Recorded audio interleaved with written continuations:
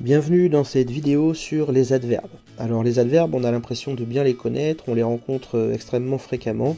Dès qu'on voit un mot qui se termine par le suffixe ment, on a l'impression que c'est un adverbe, mais peut-être qu'il faut aller un peu plus loin et essayer de mieux comprendre le fonctionnement de cette catégorie grammaticale. Cette vidéo va aborder le sujet selon deux angles. D'abord un angle purement grammatical, comment comprendre le rôle de l'adverbe dans les phrases. Et puis un deuxième angle, plus utilitaire celui-là, pourquoi utiliser les adverbes quand on rédige, en quoi l'adverbe est un bon outil pour la rédaction.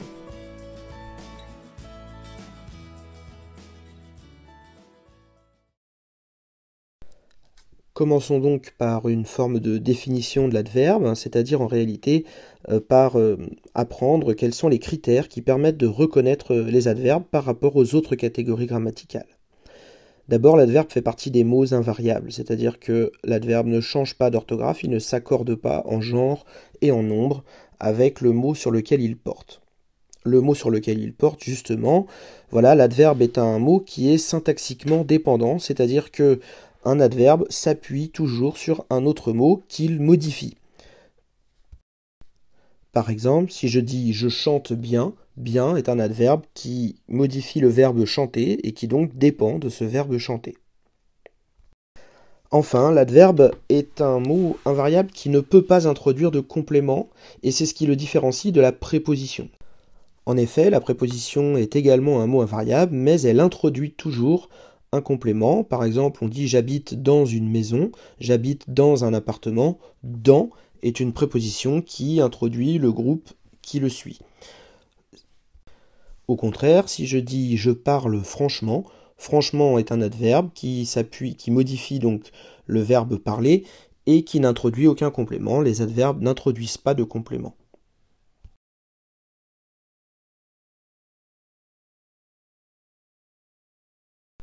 Alors, pour reconnaître ces adverbes, il peut être intéressant de voir comment se forment les adverbes, de savoir comment ils se composent. Les plus connus sont les adverbes de manière, qui ont un suffixe en ment. En fait, ces adverbes se forment en prenant le féminin de l'adjectif qui correspond et en ajoutant le suffixe ment. C'est comme ça qu'on obtient franchement, vivement et de très nombreux autres adverbes de manière. Certains adverbes sont en fait les emplois adverbiaux des adjectifs. Par exemple, quand vous dites « il est grave gentil », grave au départ est un adjectif. L'emploi normal de l'adjectif grave, par exemple, c'est « la situation est grave », donc grave, adjectif qualificatif, qui est attribut du sujet situation. Alors que dans « il est grave gentil », grave est devenu un adverbe qui modifie l'adjectif gentil. Et si on avait eu « ils sont graves gentils », grave n'aurait pas été accordé avec gentil au pluriel, il serait resté avec la même orthographe, il est donc invariable, c'est donc un adverbe. Enfin, certains adverbes sont composés de plusieurs mots et c'est les plus difficiles à reconnaître probablement, il faut donc savoir que cela existe. On appelle cela des locutions adverbiales et on rencontre des locutions adverbiales extrêmement fréquemment. D'ailleurs, face à face, peut-être, etc. sont des locutions adverbiales.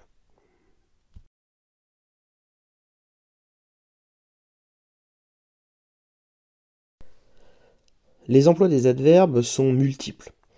Ceux que l'on rencontre le plus fréquemment, ce sont les adverbes qui sont intégrés aux phrases. Alors, les adverbes qui sont intégrés aux phrases peuvent modifier soit un adjectif, soit un verbe, soit un autre adverbe. Donc dans l'exemple, il a drôlement froid. Drôlement est un adverbe que l'on reconnaît, il est formé avec l'adjectif drôle et le suffixe en ment, et cet adverbe drôlement porte sur l'adjectif froid. Dans l'exemple, il chante mal. Mal est un adverbe qui porte sur le verbe chante et qui donc modifie le verbe chanter. On voit bien que ce sont toujours des adjectifs qui sont dépendants syntaxiquement d'un autre mot dans la phrase. Et enfin, dernier exemple, très franchement, je ne vous crois pas.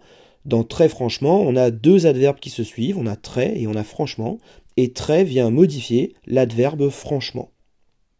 On a donc, quand les adverbes sont intégrés aux phrases, trois possibilités. L'adverbe peut modifier un adjectif, il peut modifier un verbe ou bien il peut modifier un autre adverbe.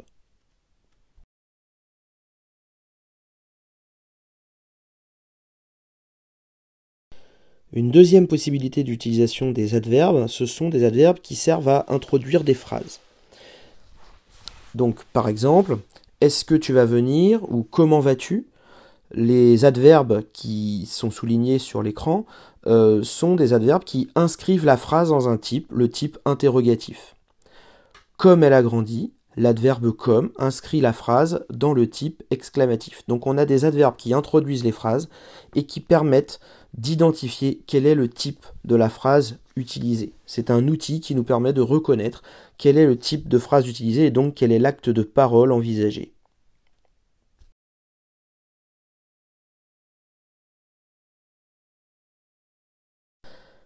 Je tenais également à vous rappeler que les négations sont des adverbes. Et quand on rédige, les négations fonctionnent en deux parties. Il faut absolument penser dans les rédactions à utiliser ne quand vous voulez faire une phrase négative. On dit ne pas, ne plus, ne jamais. Et on n'écrit pas, plus, jamais en oubliant d'écrire le ne.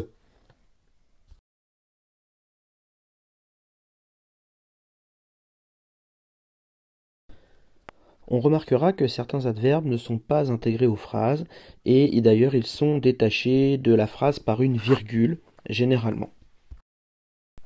Alors, comment fonctionnent ces adverbes? Certains d'entre eux permettent d'exprimer les liens logiques et chronologiques entre les phrases. Par exemple, les élèves semblaient avoir compris, cependant, ils avaient une question. L'adverbe cependant marque l'opposition entre la phrase précédente et la phrase qui l'introduit. Donc certains adverbes sont des connecteurs logiques et ils sont extrêmement importants pour faire comprendre la logique de ce qui est exprimé dans le cours d'une rédaction, que ce soit un récit ou une rédaction argumentative. D'autres de ces adverbes permettent de modaliser ce que l'on dit. Modaliser, c'est apporter des nuances, nuancer. La modalisation, c'est le fait qu'on apporte des nuances sur ce que l'on est en train de dire. Alors, comment peut-on modaliser ce que l'on dit? Comment peut-on apporter des nuances à ce que l'on dit? Donc, la première possibilité, c'est en émettant une réserve sur le degré de vérité de ce que l'on est en train de dire. Des adverbes comme peut-être, probablement, certainement, nécessairement permettent de modaliser par rapport au degré de vérité de ce que l'on est en train de dire. Une deuxième possibilité, c'est d'indiquer une appréciation subjective du lecteur. Des adverbes comme bizarrement, paradoxalement, heureusement, curieusement sont des adverbes qui permettent à celui qui est en train de parler, qu'on appelle donc le locuteur, permettent à celui qui est en train de parler de donner son avis subjectif sur ce qu'il est en train de dire. Et enfin, la dernière possibilité qu'on a, c'est d'indiquer la position de celui qui est en train de parler, du locuteur, par rapport à ce qu'il est en train de dire. Donc, par exemple, si je dis franchement, sincèrement, justement, j'indique ma position par rapport à ce que je suis en train de dire. Sincèrement, tu crois ce que tu dis? Voilà. Ce sincèrement là, avec la virgule qui n'est pas intégrée à la phrase, permet d'apporter ce type de nuance et de modalisation. Tous ces adverbes qui permettent de modaliser sont extrêmement intéressants en rédaction et notamment quand on fait des rédactions argumentatives. En effet, pour éviter d'avoir des manières de s'exprimer trop caricaturales, il est bon de modaliser ce que l'on dit, d'apporter des nuances grâce notamment à l'un des outils de la langue privilégié pour cela, qui est l'adverbe.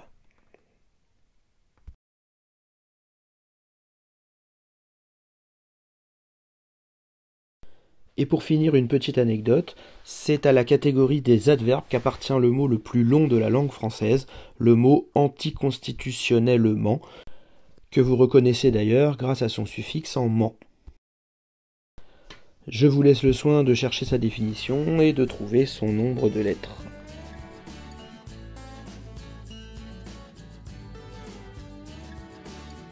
Voilà, c'est la fin de cette vidéo, j'espère qu'elle était compréhensible.